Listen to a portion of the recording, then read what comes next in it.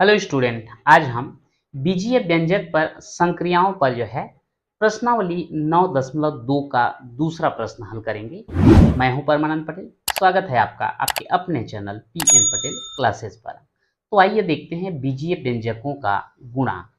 वैसे कल भी हमने बीजीय व्यंजकों के गुणा के बारे में ही देखा था, जिसमें आपको 3 स्टेप बताया गया था। सबसे पहला तो यह है कि चिन्हों का गुणा, दूसरा है अचर राशियों का गुणा और तीसरा है चर राशियों का गुणा। चर राशियों का गुणा करने के लिए हम घातांक के प्रथम नियम का उपयोग करते हैं। तो कल जैसे हमने कुछ गुणा से संबंधित प्रश्न देखा था, वहां पर जो है रिक्त स्थान पूर्ति करने वाला था। यहाँ पर जो है प्रश्न दिया गया है और इनको जो है हमको गुणा करके दिखाना है। तो यहाँ पर जो है आपका देखिए, निम्न प्रश्नों को हल कीजिए।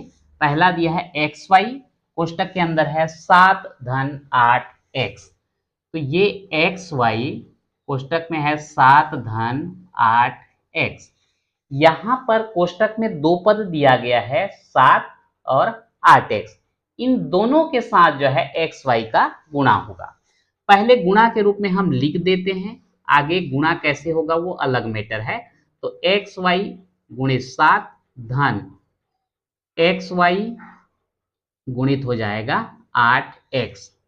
अब यहाँ पर इस जगह जो है 3 स्टेप को हमको फॉलो करना होता है। चिन्हों का गुणा, ये भी धन तो धन ही रहेगा। अचर राशियों का गुणा, केवल 7 दिख रहा है तो यही आएगा। चर राशियों का गुणा, एक्स वाई अलग अलग है तो ये वही रह जाएगा। क्या हो गया? 7 एक्स वाई। सेकेंड स्टेप अगर देखें तो यहाँ पर भी प्लस, ये भी प्लस तो ये भी प्लस ही रहेगा। अचर राशियों का गुणा बोलने से ये 8। चर राशियों का गुणा, जिसके लिए घातांक का प्रथम नियम का उपयोग होता है, यहाँ x का घात 1, यहाँ x का घात 1, दोनों घात जुड़ जाएगा, x का घात 2 हो जाएगा और साथ में रहेगा y। और ये जो है आपका कंप्लीट हो जाता है। तो इसमें जो है कोई बहुत बड़ा ये है नहीं, एकदम छोटा छोटा क्वेश्चन दिया गया है। बस हमको वो तीनों स्टेप को जो है फॉलो करना होता है, उसी पे आपको ध्यान देना है। अगला है 3r² माइनस 5s और इंटू दिया गया है 2t²। यानी कि यहाँ पर कोष्टक के अंदर फिर से वही दो पद है और बाहर में दिया है 2t²।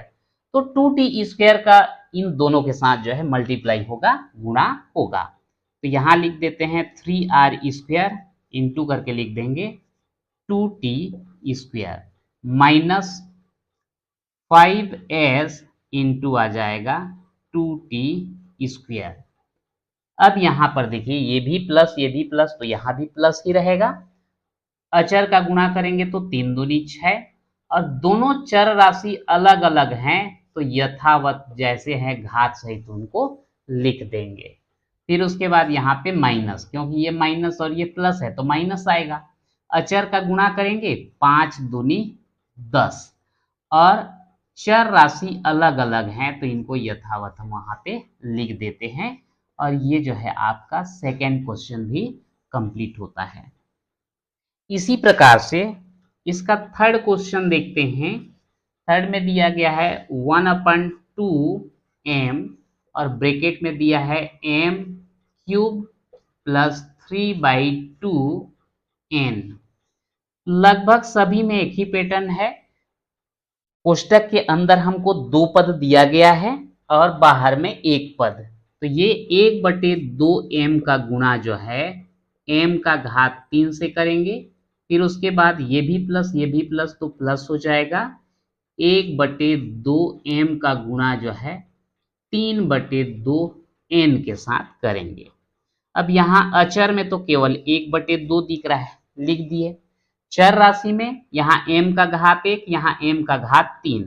तो घातांक के प्रथम नियम के अनुसार दोनों के घात जुड़ेंगे तो m का घात हो जाता है 4 धन।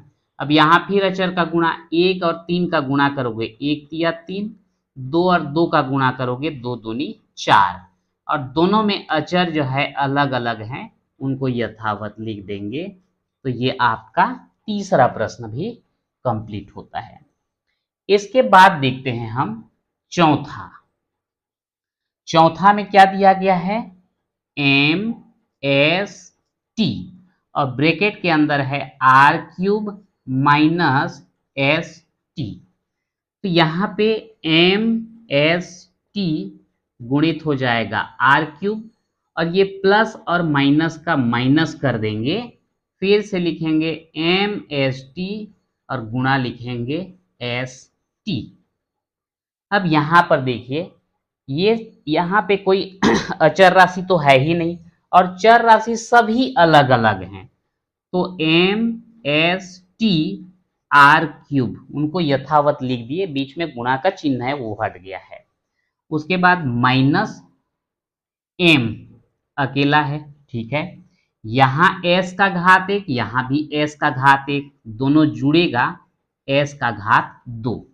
यहाँ टी का घात एक, यहाँ भी टी का घात एक, तो यहाँ भी हो जाएगा टी का घात दो और ये जो है आपका कंप्लीट।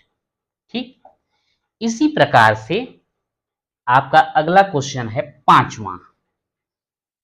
4/3 ए कोष्टक में है 2b का वर्ग धन 1/2 सी।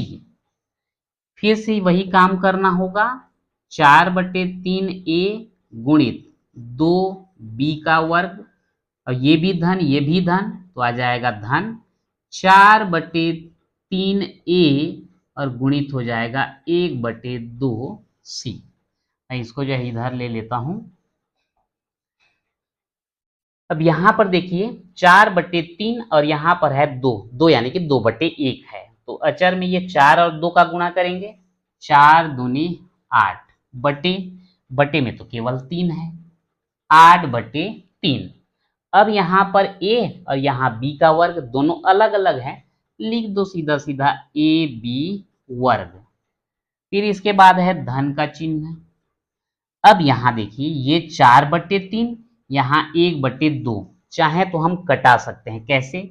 ये 2 एकम 2 और यहाँ हो जाएगा 2 दूनी 4, तो क्या बचेगा? 2 एकम 2 और 3 एकम 3, यानी कि ये आएगा 2/3।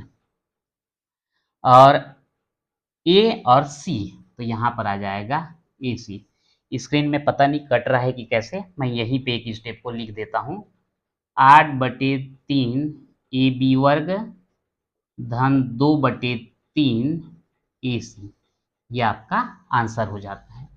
तो इस प्रकार से जो है प्रश्नावली 9.2 जिसमें जो है बीजीय व्यंजकों का गुणा था ये कंप्लीट होता है और साथ में ये चैप्टर भी कंप्लीट होता है। तो आज के वीडियो में इतना ही, मिलते हैं नेक्स्ट वीडियो में।